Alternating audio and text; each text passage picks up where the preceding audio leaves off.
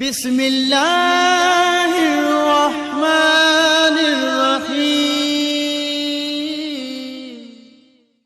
औज़ु बिल्लाहि मिनश्शैतानिर्रजीम।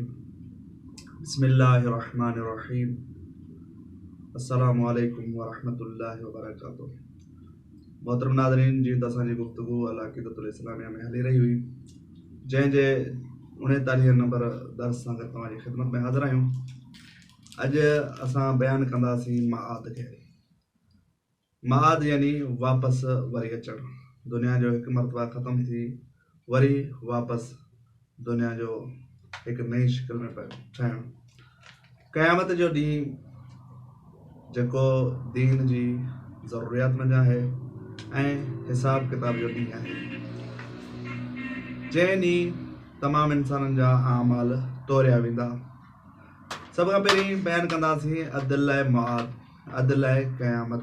क़यामत जूं दलीलूं छा आहिनि? उलमा मुख़्तलिफ़ दलीलूं बयानु कयूं आहिनि, जिन्हनि मां क़ुरान और सुन्नत मां अदिला पेश कयूं आहिनि, ऐं उन खां अलावा अक़ली दलीलूं जेके जिन मुनकरीन जेके इनकार कनि था, उन्हनि जे मुताबिक़ उन्हनि जे ख़िलाफ़ जेके अक़ली दलीलूं पेश कयूं आहिनि उहे इहे आहिनि। सभ खां पहिरीं ही हेॾी सारी जेका ख़िलक़त आहे, अगरि क़यामत न हुजे त हिन ख़िलक़त जो वजूद फज़ूल थी वेंदो। ऐं ॿी जेका दलील उलमा पेश कई आहे त जॾहिं ख़ुदावंद आलम आदिल आहे, अदालत जो असां बयानु करे आयासीं, जॾहिं ख़ुदावंद आलम जो आदिल हुजणु साबित आहे त उनजे अदिल जी तक़ाज़ा इहा आहे त जेके हिन दुनिया में इंसान बुरा आहिनि उनखे बुराई जी सज़ा मिले ऐं जेके सुठा आहिनि उनखे सुठाई जो अजर मिले।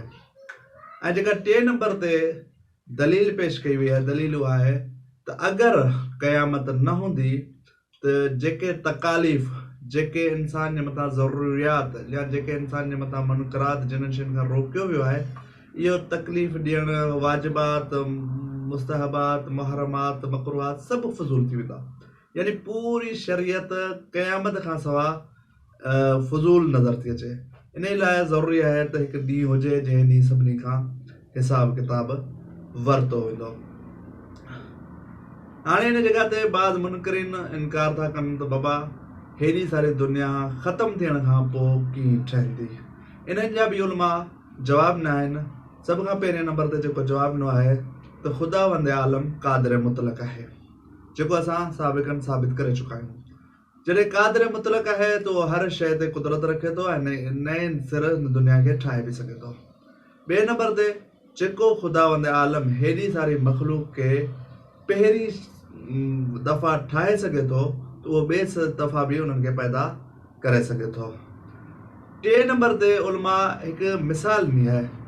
जेके फसल आहिनि या जेके वण ॿूटा आहिनि उन्हनि ॾे मिसाल ॾिनी आहे त उहे असांजे लाइ मिसाल आहिनि त जेके वण ॿूटा जेके ख़ुदावंद आलम पैदा कया आहिनि, हिकु मरतबा उहे सुकी वञनि था, सुकी वञण खां पोइ बि अलाह उन्हनि खे साओ करे इहा शइ ॿुधाइण थो चाहे त जहिड़े नमूने सां आऊं सुकल वणनि खे साओ करे सघां थो, अहिड़े तरीक़े सां गुज़ारे वियल या मरी वियल मख़लूक़ खे वरी ज़िंदा करे सघां थो।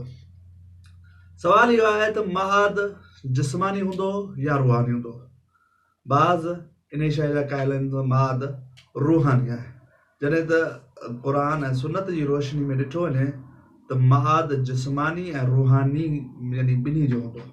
जेको इंसान मोटंदो उन ई जिस्म ऐं उन रूह सां मोटंदो ऐं उन ई जिस्म उन ई खां हिसाब किताब वरितो वेंदो। इन जॻह ते मआद जी हिकु ग़लति तशरीह कई वई आहे बाज़ फ़र्क़नि जे दरमियान। बाज़ जेके मुनकरीन ख़ुदा आहिनि या मुनकरीन शरीयत इस्लाम आहिनि, उन्हनि चयो आहे त मआद मां मुराद तनासुख आहे।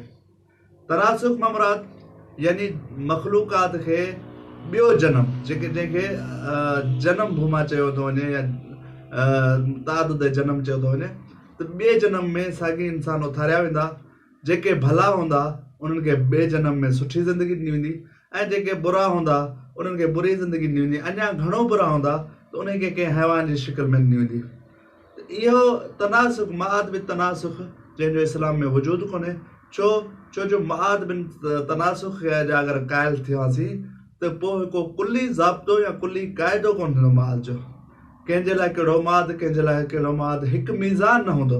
जॾहिं त इन ई शइ जी तक़ाज़ा ख़ुदावंद आलम जे अदल जी तक़ाज़ा आहे त सभिनी जे लाइ हिकु मीज़ान हुजे ऐं उहो हिकु मीज़ान ते जे मुताबिक़ तमामु इंसान उन ई मीज़ान में अमल उन्हनि जा तोरिया वञनि ऐं उन ई जे मुताबिक़ उन्हनि खे अजर ऐं सवाबु न वञे ऐं जेके बुरा आहिनि उन्हनि खे उन्हनि जी सज़ा ॾिनी वञे।